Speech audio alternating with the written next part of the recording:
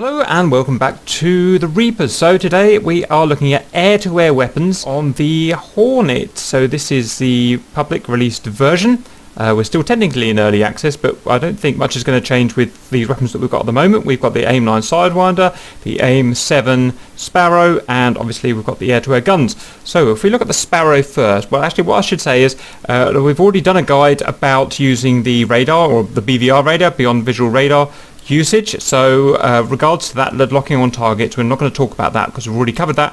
We're just going to be talking about the elements that are to do with the actual weapons and firing the weapons and weapons control. So first thing we need to do, we're going to be looking at, is selecting weapons. So if I unpause, we look there, I've got my 4x7 M Sparrow selected. There I've got my 2x9 Air Sidewinder selected, and there I've got my gun selected. So how do we do that? We go to adjust controls, and so we go select Sparrow. That's the command you want to select the Sparrow. It's a bit of a weird system. Most planes don't have this system, but this one does. Select gun is there, select Sidewinder is there, and select AMRAM is there. Now we don't have AMRAMs yet, it's coming out in a later version, but you might as well set the key for it now. I set the keys, so 1 is for a Fox 1 there, 2 is for a Fox 2, and 3 is for a Fox 3. You can put it on your HOTAS, you can do whatever you want, it's up to you. We've selected our Sparrow, our Aim-7, and because we've got that selected, if we look down in our stores page here, we've got some extra information or some options that we can adjust to how the missile is going to seek and fly, basically. So I'm probably going to need to unpause it. So up here at the top of our stores page, we've got size of target. It can be small, medium or large, so it knows what to expect, what kind of target to expect. Also, I'm not sure what the helo command is, so it's crossed out, so I'm not sure what that is. Allow me to explain. The helo mode is a specialized mode designed for engaging helicopters. Basically, it just sends certain routine to the missile, which says it's a helicopter, expect this sort of flight pattern, and track accordingly. Right, and then we've got the loft command, so we can, I think that's just on or off. Let's try that. Yep, that's on or off.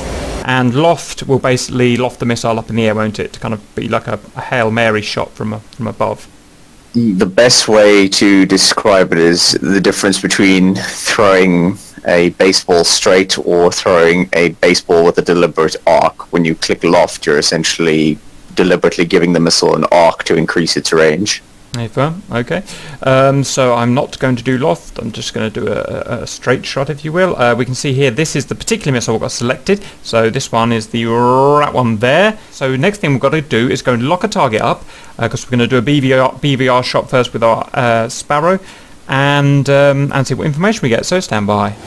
Right, I've got a target on my B-scope, I'm going to lock it up.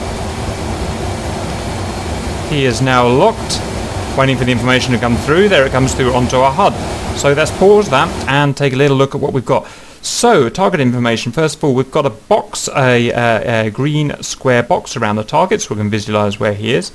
Secondly, we've got our closing speed there. So our closing speed, combined speed, is 830 knots true. Our distance or range between our two aircraft is 25.7 miles. We've also been given this this ranging cue. Now, before I describe it, I'm going to get a little bit closer to the target, where it'll become a little more easy to explain. So stand by for that, please. Right, so I've just covered a few miles just to help explain things a little more. I'm now 11.4 miles away from him. So let's see a bit more information. We may have already covered this, but I'll just say it now. We can see the target is at that point there where my cursor is, and that's his heading vector there.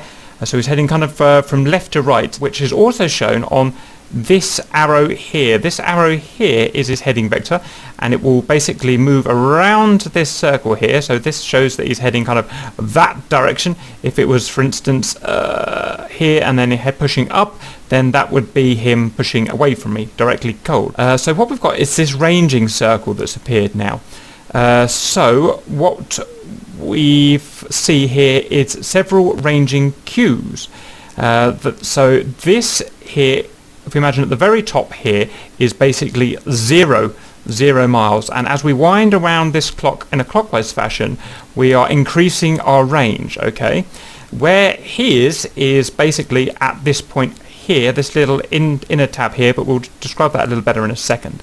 So our ranging cues are such. Our absolute maximum, this is called R aero. It is referred to as R aero, the maximum aerodynamic range when the launch aircraft has more velocity than the missile, but the missile is still capable of a 5G maneuver. Okay, then the next cue along is the R max. It's the computed maximum range of the target against a locked non-maneuvering target. Roger, okay, that's fine. So basically the absolute maximum range that we want to fire this missile at would be this cue here, R max.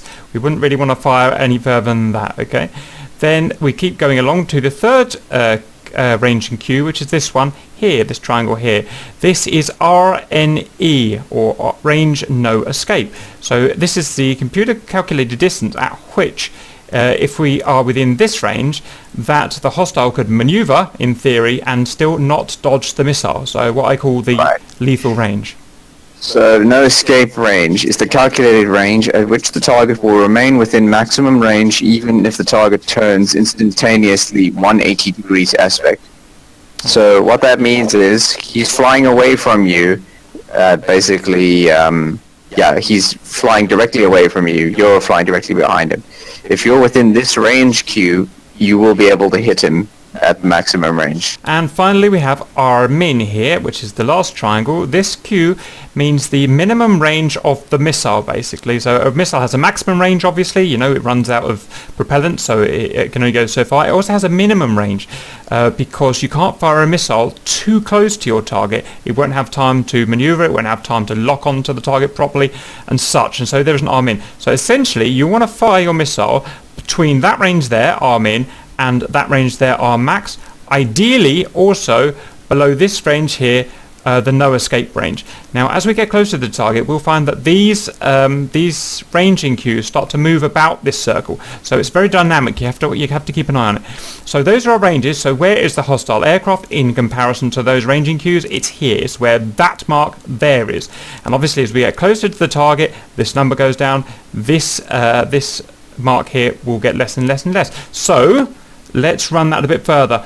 Also, I should say, here is our steering dot or our aiming dot. So this is calculated by the computer, and it calculates the lead that you want to put your aircraft in a firing lead position to aim ideally at the target. So it's especially prolific if the target is flanking left to right or right to left. It'll want you to put lots of lead on the shot, and you can see the lead dot there is right out to the right hand side. So I want to maneuver my aircraft so that that dot there gets inside of my ranging circle here, and then it should give me a cue to shoot, assuming that I'm within R max. So let's just give that a go. Stand by. No shoot cue currently. And let's get it inside and shoot cue. So we've got the lead dot or the aiming dot inside our circle, and it's now giving us a cue to shoot. We're still not within our lethal range yet here, so we're not going to fire yet. One thing also up here on what I call the A pillar, we've got some more cues here. It tells us that we've got a lock on the target and we've got our shoot cue as well. So I guess next we just go in, we get within our lethal or our no escape and take our shot while keeping the lead dot in the circle. Stand by.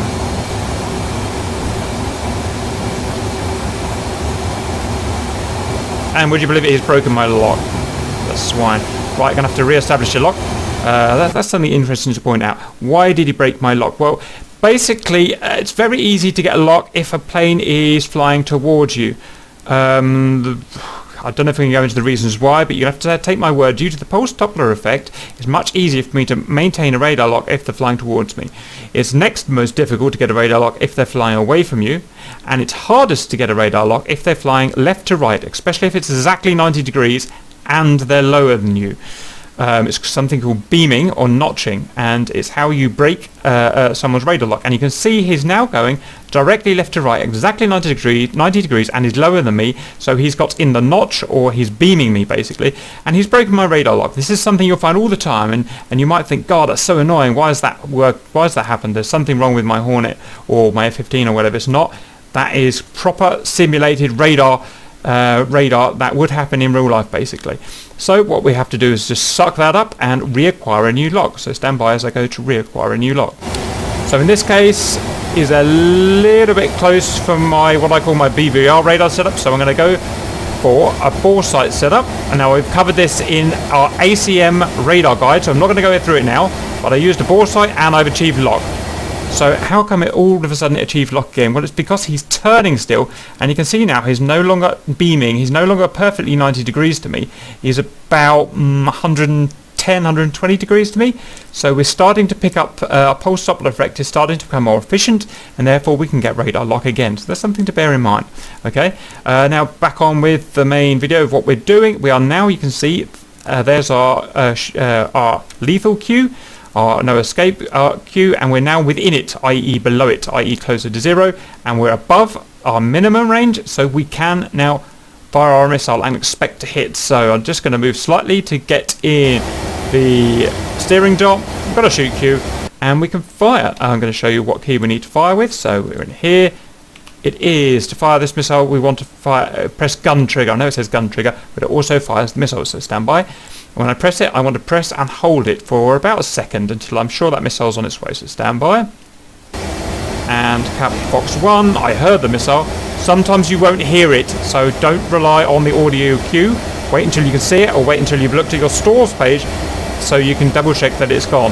Right, the missile's out, and I'm sure it will hit. He'll do extremely well to beat this, bearing in mind he's a Hercules or something. So it's working its way. There is a time there to hit. It's often not accurate because it relies on the target not dodging, and the target is dodging. Oh dear, it appears he may have dodged the missile, question mark. He has dodged the missile, well done, fair play. Right, so be it. We're going to have to shoot again. We're closer range now, we're at 3.6 miles, and we've got all our cues in position. Let's fire again. Cap Fox 1. And he's going to do extremely well to beat this.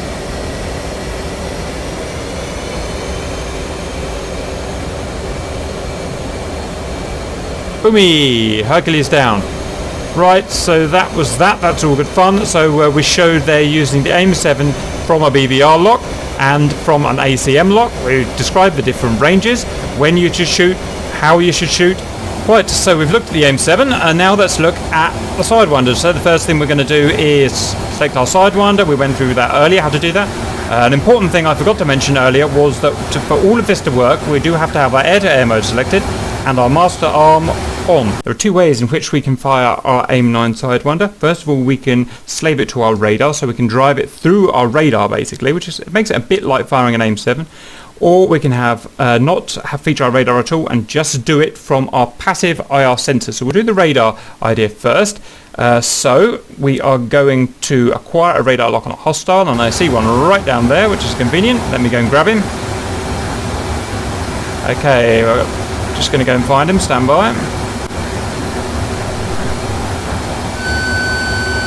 Ah, that was quick. Right, so we have our radar lock on the hostile. You can see the square box that we used for the Aim-7s. You can also see the circle around the hostile as well. This is regards that we can get a IR lock on it with our IR missiles. You must have the circle there before you fire. I fired before without that circle, and obviously it's not hit the guy. So ensure you have the circle and the square over the same target. Other than that, we have our ranging circle here, and we have our steering dot here, and it's all going to be just the same basically. You've got your different cues, different ranging cues, so we're going to want to get nice and close. In fact, it already says that we are beyond, well within our lethal here. Personally, I think we're still a little bit far out, so I'm going to use my own judgment and get within kind of 3 miles before I start firing, so stand by as we do that. Now the other thing is you can hear that really shrieking high-pitched tone. That high-pitched tone is something you must wait for. It means that so the radar's already got a lock, but that's separate to the IR seeker, which is in the actual missile. We can tell the IR seeker has got a lock by A, there's a circle around the target, and B, we're getting that high-pitched shrieking. If you can't hear that high-pitched shrieking, do not shoot. It means the IR seek ahead in the missile has not got a lock yet because it hasn't got close enough. It can't see enough heat from the guy's engine. So it's very important to do that. I've made the mistake loads of times, and the missile just won't track if you don't wait for that. So we can see we've got the shoot cue. So the shoot cue will not show unless the IR missile has got tone, like we can hear there. So another way, if you're firing like this mode via the radar, essentially slaving to the radar, then wait for the shoot cue before you fire. Okay, so it's telling me to fire. Like I said, I'm going to get a bit closer because I've used these missiles a lot. There's another thing you should do, Cap. Do you have cage, uncage bound on your HUD? Oh, it's through your stick. Pausing, I do, but as I believe it automatically uncages with the radar mode. So it's caged currently with a radar lock, and I can drive it all the way off my HUD, and it will carry on tracking it. Right. I am now behind the target. I've got a little bit close. I'm just going to back off while trying to maintain my lock.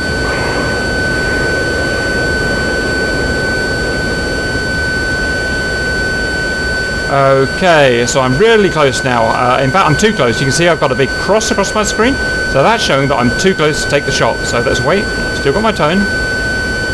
What I'm going to have to do now is slow down to let him get away. He appears to be taking evasive maneuvers.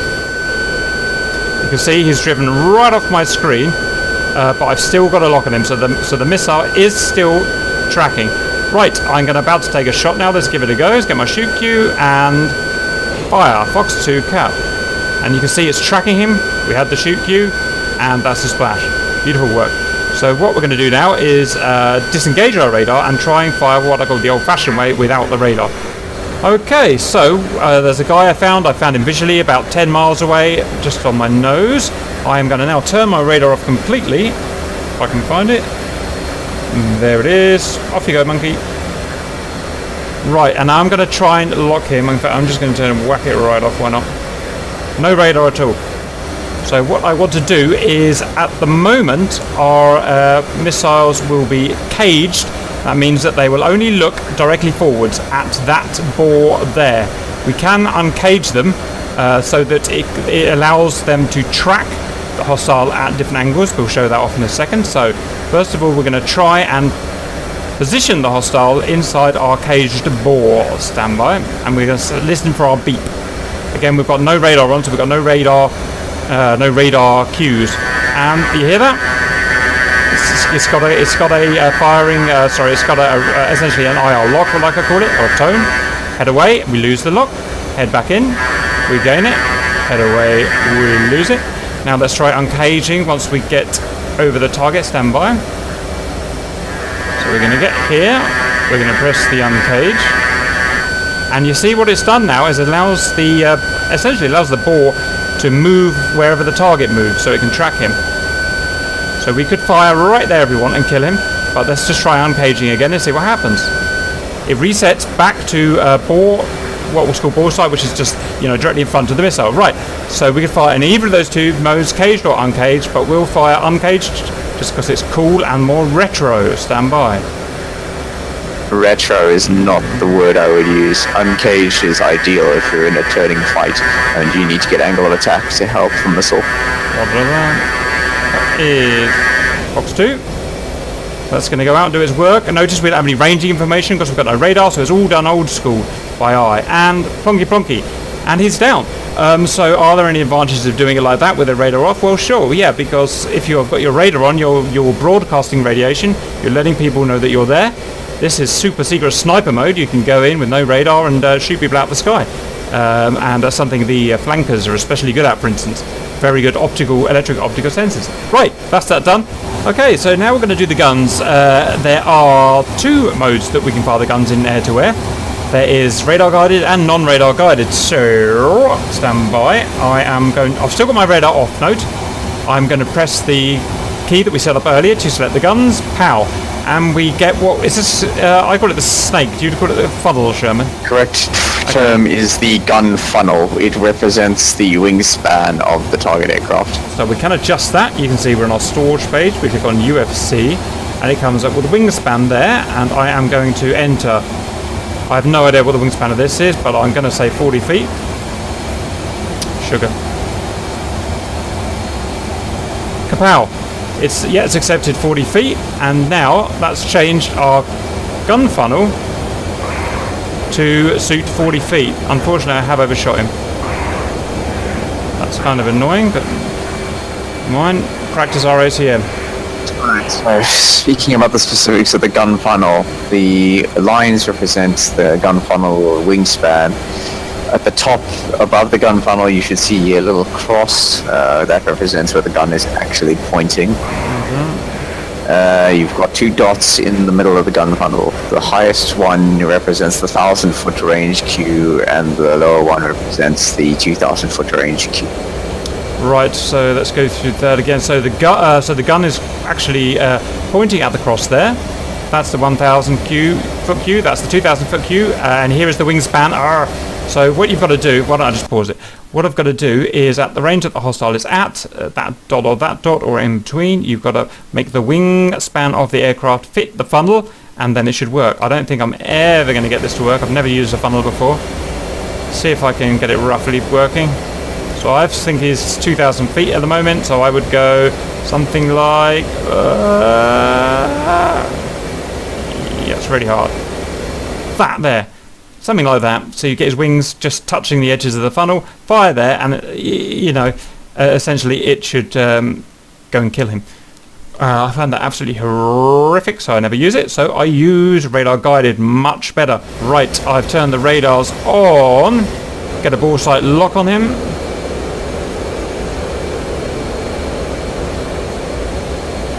There we go. Now this is my kind of style. We've got a square around the target there.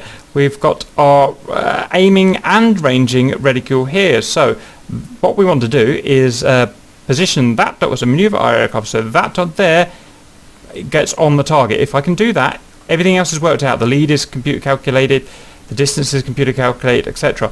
And then we've also got a range clock here, which will tick down the range. So if it got there, then it would be 0 feet away from him and he would be too close.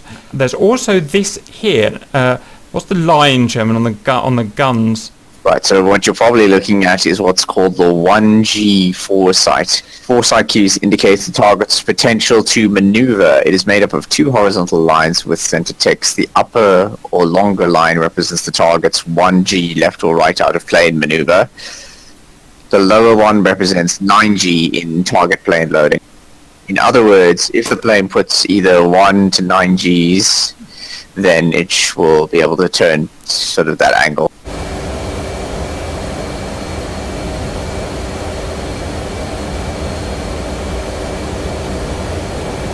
You can see there, we're now within range.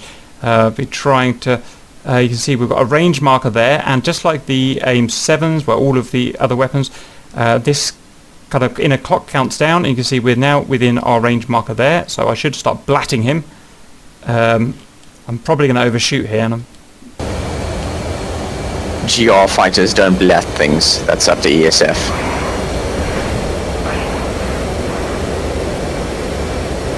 Come on, buddy, maneuver. I want to show off my fancy gun sight.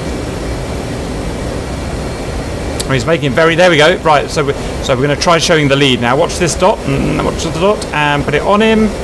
Then fire. Got him! So that's the way to do it. You to basically, essentially put that dot on him and wait until you're within range, or to be honest, I have hit stuff out of range before. Simple as that. That's the guns, the two air-to-air gun methods. Stand by as we do the air-to-ground next.